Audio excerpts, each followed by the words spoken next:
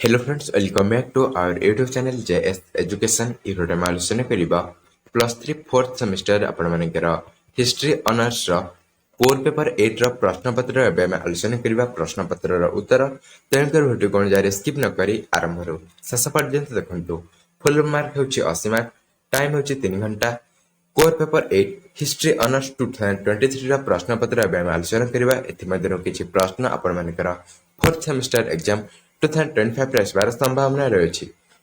ତ ପ୍ରଥମ ପ୍ରଶ୍ନ ରହିଛି ଜନ୍ତୁ ପ୍ରଥମେ ଏକର ବିଶିଷ୍ଟ ପ୍ରଶ୍ନଗୁଡ଼ିକ ଆଲୋଚନା କରିବା। ପ୍ରଥମ ପ୍ରଶ୍ନ ରହିଛି ଡ୍ୟାଶ ବିପ୍ଳବରେ ରାଜା ଦ୍ୱିତୀୟ ଜେମ୍ସ ସିଂହାସନଚ୍ୟୁତ ହୋଇଥିଲେ ବା ଗାଦିଚ୍ୟୁତ ହୋଇଥିଲେ। ତ ଉତ୍ତର ହେଉଛି କ'ଣ ନା ଉତ୍ତର ହେଉଛି ଗୌରବ ବିପ୍ଳବ ବା ଗ୍ଲୋରିୟସ୍ ରିଭଲ୍ୟୁସନ୍ ଦ୍ୱାରା ରାଜା ଦ୍ୱିତୀୟ ଜେମ୍ସ ସିଂହାସନଚ୍ୟୁତ ହୋଇଥିଲେ।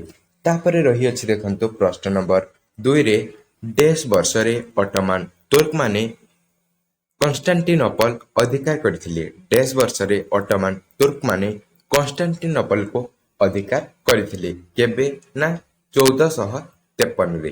तापरे रही प्रश्न नंबर 3 रे नवजागरण प्रथमे डैश ठारे आरंभ होइथिला। तो उत्तर होछि कोन ना उत्तर होछि इटाली। नवजागरण प्रथमे इटाली रे ही आरंभ होइथिला। तापरे रहिसंतो प्रश्न नंबर 4 रे डैश वर्ष रे मार्टिन लूथर किंग प्रोटेस्टेंट आंदोलन आरंभ करथिले। यार उत्तर आपण माने कमेंट करंतु। तापरे रहिसंतो प्रश्न नंबर 5 रे रानी एलिजाबेथ डैश वर्ष रे इंग्लैंड एवं आयरलैंड रो दायित्व ग्रहण करथिले केबे ना उत्तर होछि 1408 1408 रे रानी एलिजाबेथ इंग्लैंड एवं आयरलैंड रो दायित्व ग्रहण करथिले। तापरे रहिसंतो प्रश्न नंबर 6 रे आधुनिक विज्ञान जनक भाबरे डैश परिचित। एगुडिक बहुत इंपोर्टेंट प्रश्नटे आधुनिक विज्ञान जनक भाबरे डैश परिचित। तो उत्तर होछि के ना उत्तर होछि फ्रांसिस बेकन। फ्रांसिस बेकन आधुनिक विज्ञान जनक भाबरे परिचित। तापरे रहिसंतो प्रश्न नंबर 7 रे मनीष हृदय उपरे संपूर्ण विवरणी डैश प्रदान करथिले। मनीष हृदय उपरे संपूर्ण विवरणी डैश प्रदान करथिले के ना विलियम हार्वे याको एही मनुष्य हृदयर संपूर्ण विवरणी प्रदान करथिले। प्रश्न नंबर 8 रे अछि डैश वर्ष रे पृथ्वीर दास विरोधी आईन प्रतिष्ठा होइथिला केबे हिथिला ना 1833 रे होइथिला। तो एति मध्यरो जदि किछि प्रश्न उत्तर आपण मानकु डाउट लागुछे ताहले आपण माने तार सठिक उत्तर कमेंट बॉक्स रे कमेंट करंतु। तापर रहिसंतो प्रश्न नंबर 9 रे प्रथम कॉन्टिनेंटल कांग्रेस डैश ठारे अनुष्ठित होइथिला। प्रथम कॉन्टिनेंटल कांग्रेस डैश ठारे अनुष्ठित होइथिला केउ ठारे ना फिलाडेल्फिया ठारे अनुष्ठित होइथिला। तापर रहिसंतो प्रश्न नंबर 10 रे अमेरिकार प्रथम राष्ट्रपति किए थिले। अमेरिकार प्रथम राष्ट्रपति किए थिले उत्तर होछि कोन उत्तर होछि जे वाशिंगटन। तापर रहिसंतो प्रश्न नंबर 11 रे प्रुसियार एक निरंकुश शासकंकर नाम लेख। तो उत्तर होछि कर्ना पेटर। उत्तर होछि पेटर। तापर रहिसंतो प्रश्न नंबर 12 रे डैश चुक्ति द्वारा 30 वर्षीय युद्धर समाप्ति घटिथिला। केउ चुक्ति द्वारा 30 वर्ष युद्धर समाप्ति घटिथिला। तो उत्तर होछि कोन उत्तर होछि वेस्टफेलिया चुक्ति द्वारा एही 30 वर्षीय युद्धर समाप्ति घटिथिला। तो एथले आपण मानकर समस्त 12टी एकमार विशिष्ट प्रश्न जाकि आमे तार उत्तर मध्ये आलोचना करले। एबे देखिबा किछि 2 मार्क विशिष्ट प्रश्न एथि आपण मानकु 10टी प्रश्न दियाछि। आपण मान सेति मध्यरु जे कोनसी 8टी रो उत्तर कहबे एवं प्रत्येक प्रश्न मूल्य होछि 2 मार्क लेखाए। तो प्रश्न नंबर 2 रो प्रथम प्रश्न रे अछि तोरी ओ हुई केउ मानकु कहा जाय। तोरी एवं हुई केउ मानकु कहा जाय। तापर रे अछि प्रश्न नंबर 2 रे शिल्प विप्लव कहिले कोन बुझ। तो उत्तर होछि कोन उत्तर होछि 8श शताब्दी रे सर्वप्रथमे इंग्लैंड रो कुटीर शिल्प गुड़िक बृहत शिल्प प्रतिष्ठान रे परिवर्तित होई शिल्प क्षेत्र रे होइथिबा विराट परिवर्तन को शिल्प विप्लव बोली କୁହାଯାଇଥାଏ। ତ ଏହି ଶିଳ୍ପ ବିପ୍ଳବ ପ୍ରଥମେ କେଉଁଠାରେ ଆରମ୍ଭ ହୋଇଥିଲା? ନା ଇଂଲଣ୍ଡରେ ଏହି ଶିଳ୍ପ ବିପ୍ଳବ ପ୍ରଥମେ ଆରମ୍ଭ ହୋଇଥିଲା। ଶିଳ୍ପ କ୍ଷେତ୍ରରେ ଯେଉଁ ବିରାଟ ପରିବର୍ତ୍ତନ ଆସିଲା ତାକୁ ଶିଳ୍ପ ବିପ୍ଳବ ବୋଲି କୁହାଯାଇଥାଏ।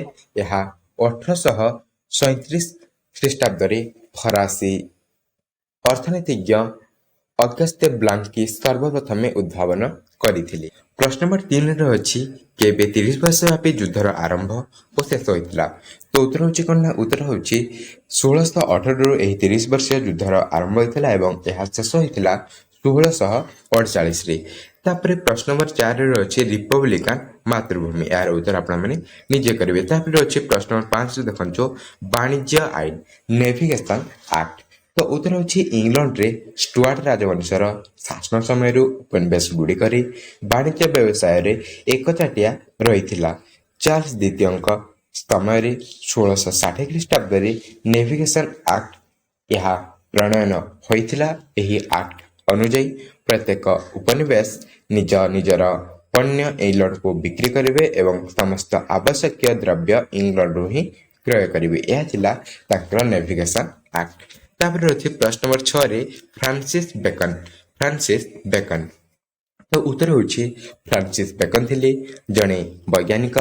ସେ ମତ ଦେଇଥିଲେ ଯେ ବର୍ତ୍ତମାନ ବିଜ୍ଞାନର ଲକ୍ଷ୍ୟ ହେଲା ସତ୍ୟ ଓ ନ୍ୟାୟ। ତାଙ୍କ ବ୍ୟତୀତ ତାହା ବ୍ୟତୀତ ଆଉ କିଛି ନୁହେଁ। ତେଣୁ ମଣିଷ ନୂତନ ଆବିଷ୍କାର ଗୁଡ଼ିକ ଦ୍ୱାରା ଚେଷ୍ଟିତ ହେବା ଉଚିତ। ଏହାଛଡ଼ା ସେ ଥିଲେ ପ୍ରଥମ ବୈଜ୍ଞାନିକ ଯିଏକି ବୈଜ୍ଞାନିକ ଉପାୟରେ ସତ୍ୟକୁ ଆବିଷ୍କାର କରିଥିଲେ। ତେଣୁକରି ତାଙ୍କୁ ଆଧୁନିକ ବିଜ୍ଞାନ ଜନକ ବୋଲି କୁହାଯାଇଥାଏ। ଆପଣମାନେ ମନେ ରଖିବେ। ଏହା କ'ଣ ବିଶିଷ୍ଟ ପ୍ରଶ୍ନ ହୋଇପାରିବ? ଆଧୁନିକ ବିଜ୍ଞାନ ଜନକ ଭାବରେ କିଏ ପରିଚିତ? ତ ଉତ୍ତର ହେବ କ'ଣ? ନା ଫ୍ରାନ୍ସିସ୍ ବେକନ। ଫ୍ରାନ୍ସିସ୍ ବେକନ ଥିଲେ ଆଧୁନିକ ବିଜ୍ଞାନର ଜନକ। ତାପରେ ରଖିଥାନ୍ତୁ ପ୍ରଶ୍ନ ନମ୍ବର 7ରେ ଆଡମ ସ୍ମିଥଙ୍କ ବିଷୟରେ ଲେଖ। ତ ଉତ୍ତର ହେଉଛି ଆଡମ ସ୍ମିଥ ଥିଲେ ଜଣେ ଅର୍ଥନୀତିଜ୍ଞ। ସେ ଥିଲେ ଆଧୁନିକ ଅର୍ଥଶାସ୍ତ୍ରର ଜନକ। ତାଙ୍କର ରଚିତ ପୁସ୍ତକର ନାମ ହେଲା ୱେଲ୍ଥ ଅଫ୍ ନେସନ୍। ତାପରେ ରଖିଥାନ୍ତୁ ପ୍ରଶ୍ନ ନମ୍ବର 8ରେ ବାଣିଜ୍ୟବାଦର ଲକ୍ଷ୍ୟ କ'ଣ ଥିଲା? ବାଣିଜ୍ୟବାଦର ଲକ୍ଷ୍ୟ କ'ଣ ଥିଲା? ତ ଉତ୍ତର ହେଉଛି ବାଣିଜ୍ୟବାଦର ଲକ୍ଷ୍ୟ ହେଉଛି ରାଷ୍ଟ୍ର ଧନଶକ୍ତିକୁ ବୃଦ୍ଧି କରିବା ଏବଂ ଆମଦାନୀ ପରିମାଣକୁ ହ୍ରାସ କରିବା, ଯାଦ୍ୱାରା ଦେଶର ବିତ୍ତ ବଢ଼ିବ। ଏହି ନୀତିକୁ ୟୁରୋପର ଅନେକ ଦେଶ ଆପଣାଇ ଥିଲେ। ସେ ସମୟରେ ୟୁରୋପର ଅନେକ ଦେଶ ଏହି ବାଣିଜ୍ୟ ନୀତିକୁ ଆପଣାଇ ଥିଲେ। ତାପରେ ରଖିଥାନ୍ତୁ ପ୍ରଶ୍ନ ନମ୍ବର 9ରେ ଆମେରିକା ସ୍ୱାଧୀନତା ସଂଗ୍ରାମର ସ୍ଲୋଗାନ କ'ଣ ଥିଲା? ଆମେରିକା ସ୍ୱାଧୀନତା ସଂଗ୍ରାମର ସ୍ଲୋଗାନ କ'ଣ ଥିଲା? ତ ଉତ୍ତର ହେଉଛି ପ୍ରତିନିଧିତ୍ୱ ବିନା କୌଣସି କର ନାହିଁ। ଏହା ଥିଲା ତାଙ୍କର ସ୍ଲୋଗାନ। ଏହି ସ୍ଲୋଗାନ ବ୍ରିଟିଶ ସଂସଦ ଦ୍ୱାରା ଟ୍ୟାକ୍ସ ଦେବା ପରେ ଆମେରିକୀୟ କଲୋନିଷ୍ଟମାନେ ବ୍ରିଟିଶ ସଂସଦ ଉପରେ କ୍ରୋଧାନ୍ୱିତ ହେଲେ, ଯେଉଁଠାରେ ସେମାନେ କୌଣସି ନିର୍ବାଚନ ପ୍ରତିନିଧି ନଥିଲେ। ଏହା ଥିଲା ତାଙ୍କର ସ୍ଲୋଗାନ ଥିଲା ପ୍ରତିନିଧିତ୍ୱ ବିନା କୌଣସି କର ନାହିଁ। ତାପରେ ଅଛି ପ୍ରଶ୍ନ ନମ୍ବର 10ରେ ଦେଖନ୍ତୁ ଅଧିକାର ଘୋଷଣା ନାମ। ଅଧିକାର ଘୋଷଣା ନାମ କ'ଣ? ଏହା ଆପଣମାନେ ନିଜେ କରିବେ। ତ ଏହା ଥିଲା ପ୍ରଶ୍ନ ନମ୍ବର 2ରେ ରହିଥିବା ସମସ୍ତ ପ୍ରଶ୍ନର ଉତ୍ତର ଯାହାକି ଆମେ ଆଲୋଚନା କରିଲେ। ତାପରେ ଅଛି ଦେଖନ୍ତୁ ପ୍ରଶ୍ନ ନମ୍ବର 3। ଏଥିରେ ମଧ୍ୟ ଆପଣମାନଙ୍କୁ 10ଟି ପ୍ରଶ୍ନ ଦିଆଯାଇଛି। ସେଥିମଧ୍ୟରୁ ଆପଣମାନେ ଯେକୌଣସି 3ଟିର ଉତ୍ତର କରିବେ ଏବଂ ପ୍ରତ୍ୟେକ ପ୍ରଶ୍ନର ମୂଲ୍ୟ ହେଉଛି 3 ମାର୍କ ଲେଖାଏଁ। ତ ପ୍ରଥମ ପ୍ରଶ୍ନ ରହିଛି ଦେଖନ୍ତୁ ଲୁଥରାନିଜିମ ବିଷୟରେ ଆଲୋଚନା କର। ତାପରେ ରହିଛି ପ୍ରଶ୍ନ ନମ୍ବର 2ରେ ୟୁରୋପରେ ନିରଙ୍କୁଶ ଶାସନବାଦ ପଛରେ କାରଣ। ୟୁରୋପରେ ନିରଙ୍କୁଶ ଶାସନବାଦ ପଛରେ କ'ଣ କାରଣ ଥିଲା ସେ ବିଷୟରେ ଆଲୋଚନା କର। ତାପରେ ପ୍ରଶ୍ନ ନମ୍ବର 3ରେ ରହିଛି ଦେଖନ୍ତୁ ଏନକ୍ଲୋଜର ଆଇନ ବିଷୟରେ ଲେଖ। ତାପରେ ରହିଅଛି ବାଣିଜ୍ୟ ନୀତି। ପ୍ରଶ୍ନ ନମ୍ବର 5ରେ ଅଛି ଗାଲେ। ତାପରେ ପ୍ରଶ୍ନ ନମ୍ବର 6ରେ ଅଛି ସାମ୍ବିଧାନିକ ରାଜତନ୍ତ୍ର। ପ୍ରଶ୍ନ ନମ୍ବର 7ରେ ଅଛି ସ୍ୱାଧୀନତାର ଘୋଷଣାପତ୍ର। ପ୍ରଶ୍ନ ନମ୍ବର 8ରେ ଅଛି ଶିଳ୍ପ ବିପ୍ଳବ ସମୟରେ ଉଦ୍ଭାବନ ହୋଇଥିବା ବୟନଶିଳ୍ପ ଯନ୍ତ୍ରପାତି ବିଷୟରେ ଆଲୋଚନା କର। ପ୍ରଶ୍ନ ନମ୍ବର 9ରେ ଅଛି ଆମେରିକା ବିପ୍ଳବର ଗୁରୁତ୍ୱ କିପରି ଥିଲା ସେ ବିଷୟରେ ଆଲୋଚନା କର। ତାପରେ ଶେଷ ପ୍ରଶ୍ନରେ ଅଛି ପ୍ୟାରିସ୍ ଚୁକ୍ତି ବିଷୟରେ ଆଲୋଚନା କର। ତ ଆପଣମାନେ ଯଦି କମେଣ୍ଟ କରିବେ ଆମେ ଏହିସବୁ 3 ମାର୍କ ବିଶିଷ୍ଟ ପ୍ରଶ୍ନ ଗୁଡ଼ିକର ଉତ୍ତର ମଧ୍ୟ ଆଲୋଚନା କରିବା। ତାପରେ ରହିଛି ଦେଖନ୍ତୁ ପ୍ରଶ୍ନ ନମ୍ବର 4ରେ ରହିଛି ଆପଣମାନଙ୍କର ଲଙ୍ଗ କ୍ୱେଶ୍ଚିନ୍। ଏହା ହେଉଛି ଆପଣମାନଙ୍କର ଲଙ୍ଗ କ୍ୱେଶ୍ଚିନ୍ ସେକ୍ସନ୍। ଏଥିରେ ଆପଣମାନଙ୍କୁ 4ଟି ପ୍ରଶ୍ନର ଉତ୍ତର ଦେବାକୁ ପଡ଼ିବ ଏବଂ ପ୍ରତ୍ୟେକ ପ୍ରଶ୍ନ ତଳେ ଗୋଟିଏ କିମ୍ବା ଦିଆଯାଇଛି ବା ଅର୍ ଦିଆଯାଇଛି ଦୁଇଟି ପ୍ରଶ୍ନ ଦିଆଯାଇଛି। ଆପଣ ସେଥିମଧ୍ୟରୁ ଯେକୌଣସି ଗୋଟିଏର ଉତ୍ତର କରିବେ ଏବଂ ପ୍ରତ୍ୟେକ ପ୍ରଶ୍ନର ମୂଲ୍ୟ ହେଉଛି 7 ମାର୍କ ଲେଖାଏଁ। ତ ପ୍ରଶ୍ନ ନମ୍ବର 4ରେ ରଖିଦିଅନ୍ତୁ 17ଶହ ଶତାବ୍ଦୀରେ ୟୁରୋପରେ ଚାଲିଥିବା ଧର୍ମଜାଗରଣର କାରଣ ଏବଂ ତାତ୍ପର୍ଯ୍ୟ ଉପରେ ଏକ ରଚନା ଲେଖ କିମ୍ବା ଫ୍ରାନ୍ସର ନିରଙ୍କୁଶ ଶାସନର ଢାଞ୍ଚା ବିଷୟରେ ଆଲୋଚନା କର। ଏ ଦୁଇଟି ପ୍ରଶ୍ନ ମଧ୍ୟରୁ ଆପଣମାନେ ଯେକୌଣସି ଗୋଟିଏର ଉତ୍ତର କରିପାରିବେ। ତାପରେ ପ୍ରଶ୍ନ 5ର ଅଛି ନବଜାଗରଣ ଠାରୁ 17ଶହ ଶତାବ୍ଦୀ ପର୍ଯ୍ୟନ୍ତ ହୋଇଥିବା ବୈଜ୍ଞାନିକ ବିପ୍ଳବ ଉପରେ ଆଲୋଚନା କର କିମ୍ବା ୟୁରୋପ ସମାଜରେ ଆଧୁନିକ ବିଜ୍ଞାନ ପ୍ରଭାବ ଉପରେ ଆଲୋଚନା କର। ୟୁରୋପ ସମାଜ ଉପରେ ଆଧୁନିକ ବିଜ୍ଞାନର ପ୍ରଭାବ କିପରି ଥିଲା ସେ ବିଷୟରେ ଆଲୋଚନା କର। ଏ ବିଷୟରେ ଆମେ ଆଲୋଚନା କରିସାରିଛନ୍ତି ସରଳ ହାତର ନୋଟ୍ସରୁ। ଯେଉଁମାନେ ଭିଡ଼ିଓ ଦେଖିନାହାନ୍ତି ପ୍ଲେଲିଷ୍ଟକୁ ଯାଇ ଦେଖିନିଅନ୍ତୁ, ଯାହାଫଳରେ କି ଆପଣମାନଙ୍କୁ ପଢ଼ିବାରେ ସାହାଯ୍ୟ ହେବ। ପ୍ରଶ୍ନ ନମ୍ବର 6ରେ ରଖିଦିଅନ୍ତୁ ୟୁରୋପୀୟ ଅର୍ଥନୀତି ଉପରେ ବାଣିଜ୍ୟବାଦର ପ୍ରଭାବ ଗୁଡ଼ିକୁ ଆଲୋଚନା କର। ୟୁରୋପୀୟ ଅର୍ଥନୀତି ଉପରେ ବାଣିଜ୍ୟବାଦର ପ୍ରଭାବ ଗୁଡ଼ିକ ଆଲୋଚନା କର କିମ୍ବା ଶିଳ୍ପ ବିପ୍ଳବର କୃଷିଭିତ୍ତିକ ଏବଂ ବୈଜ୍ଞାନିକ ପୃଷ୍ଠଭୂମି ବିଷୟରେ ବ୍ୟାଖ୍ୟା କର। ତାପରେ ପ୍ରଶ୍ନ ନମ୍ବର 7ରେ ରହିଛି ଆମେରିକା ବିପ୍ଳବର ସୃଷ୍ଟି ଏବଂ ରାଜନୈତିକ ଘଟଣାବଳୀକୁ ବୁଝାଇ ଲେଖ କିମ୍ବା ଆମେରିକା ବିପ୍ଳବର ପ୍ରଭାବ ଏବଂ ପ୍ରାଧାନ୍ୟ ଉପରେ ଆଲୋଚନା କର। ଏହି ଦୁଇଟି ପ୍ରଶ୍ନ ମଧ୍ୟରୁ ଆପଣମାନେ ଯେକୌଣସି ଗୋଟିଏର ଉତ୍ତର କରିପାରିବେ।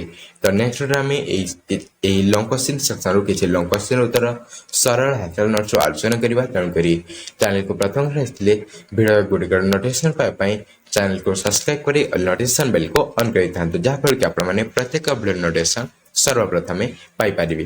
ତ ଭିଡ଼ିଓ ଭଲ ଲାଗିଲା ଆଉ ଭିଡ଼ିଓରେ ଲାଇକ୍ ଦେବେ ଏବଂ ସାଙ୍ଗସାଥିମାନଙ୍କ ସହ ଅଧିକରୁ ଅଧିକ ମାତ୍ରାରେ ସେୟାର କରିବେ। ତ ଦେଖା ହେବା ଆଉ ଏକ ନୂତନ ଭିଡ଼ିଓରେ। ସେ ପର୍ଯ୍ୟନ୍ତ ଜୟ ଜଗନ୍ନାଥ।